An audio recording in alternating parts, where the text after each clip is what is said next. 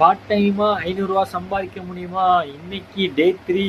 இன்னைக்கு எவ்வளோ சம்பாதிச்சிருக்கோம்னு பார்த்தீங்கன்னா 419 ரூபா தாங்க சம்பாதிச்சோமா? ஆமாங்க, அதெல்லாம் பரவாயில்லங்க. ஒரு சீன் ஒன்று நடந்துச்சு பாருங்க, வேற லெவல்ஸுங்க.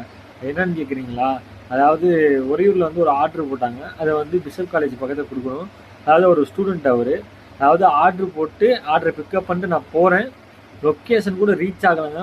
உடனே கீழே இறங்கி வந்து அவர் கேட்ட கேள்வி என்ன தெரியுமா? என்ன ப்ரோ ஹோட்டலில் ரொம்ப லேட் பண்ணிட்டாங்கன்னு கேட்டார்.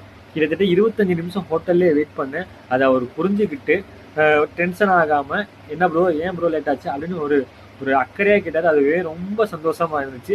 அதே மாதிரி இன்னொரு சீன் சொல்கிறேன், அந்த வீடியோவும் உங்கள்கிட்ட காட்டுறேன், நீங்களே பாருங்களேன். அதில் என்ன நடந்துச்சுன்னா, கிட்டத்தட்ட ஒரு 12:15 இருக்கும். இப்போ பார்த்தீங்கன்னா எவ்வளோ இருட்டாக இருக்குன்னு உங்களுக்கு வீடியோவில் காட்டுறேன்.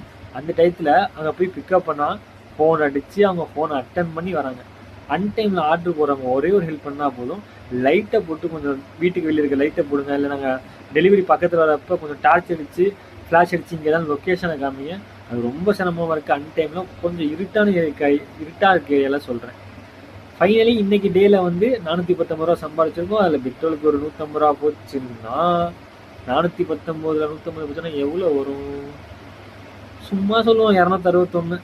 டே 4ல் பார்க்கலாம். ஓகேவா? தேங்க்யூ.